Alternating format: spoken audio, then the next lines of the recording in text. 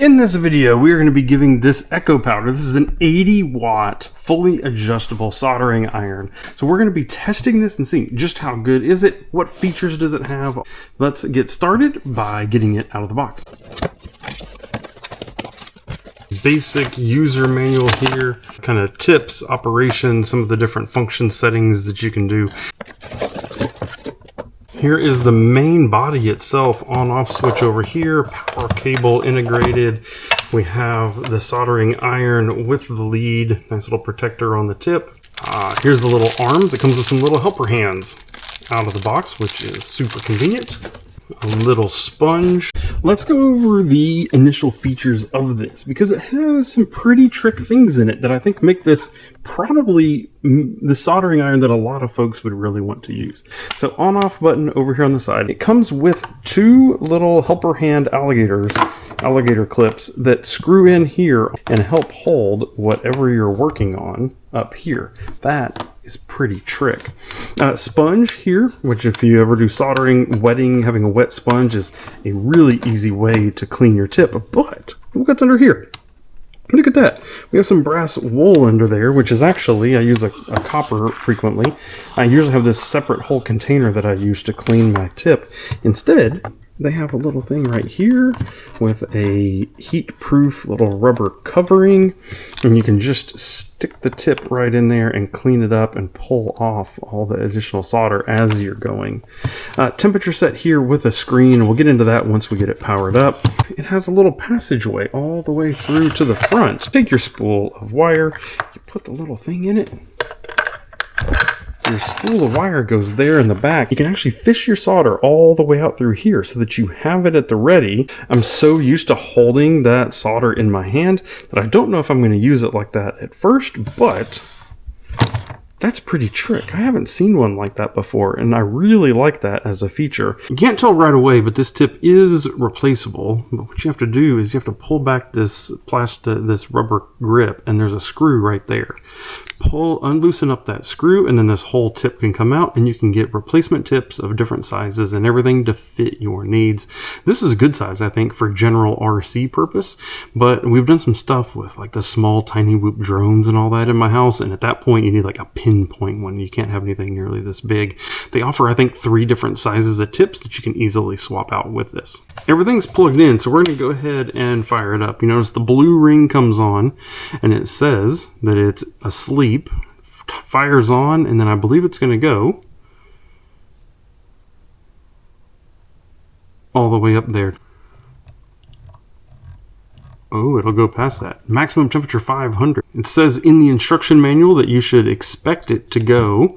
It should take about 17 seconds to go from off ambient temperature to the temperature that you need. I'm going to crank it to 400 because that should be plenty of temperature in there. One more, 400 on the dot. Let's look at that. It was already up to 470, so it's coming down quite quickly. Now, there's more to this than meets the eye. If we click here, that turns it off. If you long press it, so this is a lock of the temperature. Lock is off, is what we want. So there we go. We're back to 400, and we have the ability to still change it. If we long press again, it goes into lock. We can actually go to sleep. If I do a click once, it's either on or off. If the sleep mode is on, then after 3 minutes, it'll go ahead and revert all the way down to 250 degrees. I frequently talk a lot on the camera while I'm soldering, so I'm going to put it into off mode. Units, if you want to go between Fahrenheit and Celsius. Calibration, I think here is very interesting. You can actually turn it to a specific temperature on the tip, and then see if the reading here matches like a thermometer reading against it. Now this is the version number. It's on software version number 2, and then we're back to the lock. Once you're done, long press, and it comes back out. This stops flashing, and we're back out to the 400 degrees setting point.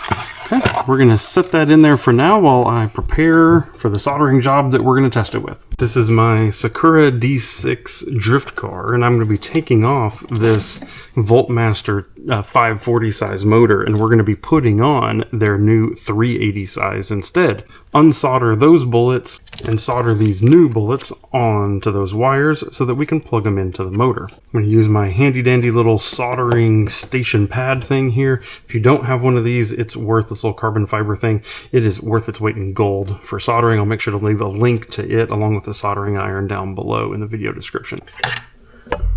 We're going to take our, should be 400-degree tip. We're going to take a little bit of solder just to pre-tin that. Oh yeah, we're definitely hot there.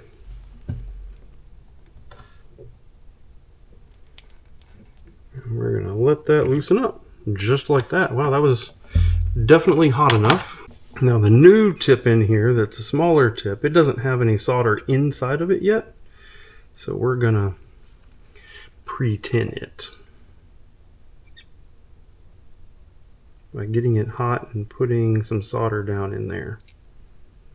That way when we stick that wire in there, it has something to go to. Now honestly speaking, this might be a little bit difficult. My wire looks like it's almost the same size as the hole. So we're going to have to heat up the wire that I want to go down in there.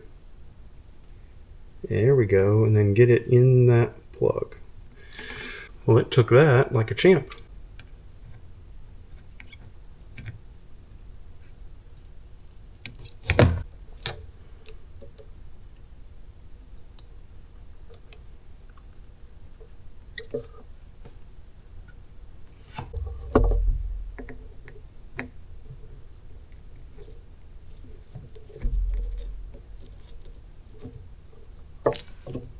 Now note that my tip's getting a little dirty in here, so what I'm going to do is hold this. Oh yeah, look at that. Hey, that actually worked pretty well. Huh. Put a little bit of solder back on because it helps with the heat transfer. Ta-da, just like that.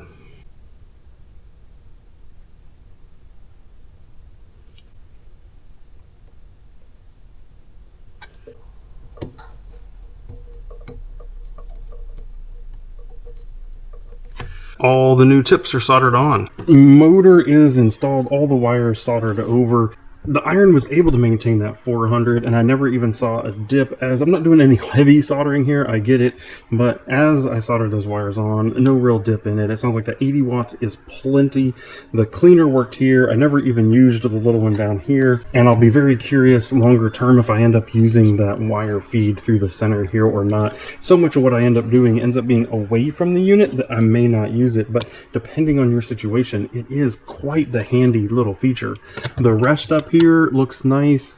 If you are thinking about getting into soldering for your RC hobby, I highly suggest it. It is one of the most unlocking features in RC, is the ability to solder your motor on, solder plugs on to your battery, wire up new ESCs and everything. The ability to solder is huge in the RC hobby, so I do highly suggest that anybody gets one. You need this kit, you need some solder, you need a little board, a little handy clip thing here, unless you want to use the arms that comes with this. That's really all you need to get started, is this right here, and I'll provide a link to this plus some solder plus this little board all down in the video description. Really is one of the best values out there that I have found, and I have looked a lot at different soldering irons. So this I do fully recommend based on my limited experience here. If you check out the video description and you see when this video was posted and it's been 6 months or something later, just shoot me a comment down in the video comments and ask me how it's doing later, because this is now going to be my main soldering iron that I'm going to use here at the house and for all my RC projects and everything. And so if I have any long-term durability issues or anything, you'll be able to see them in the comments section down below. I hope this video was useful for you if you are diving into this for the first time and you're concerned about what it takes to solder some motor bullets on, to solder some different plugs for different batteries. I have a whole different video that I'll try to make sure pops up over here somewhere about the kind of 101 basics of soldering all the different plugs onto the different batteries. So I hope you can click that and go over there and see that one. If you have any questions, leave them down in the comments, and we'll see you in the next video. Thank you, and goodbye.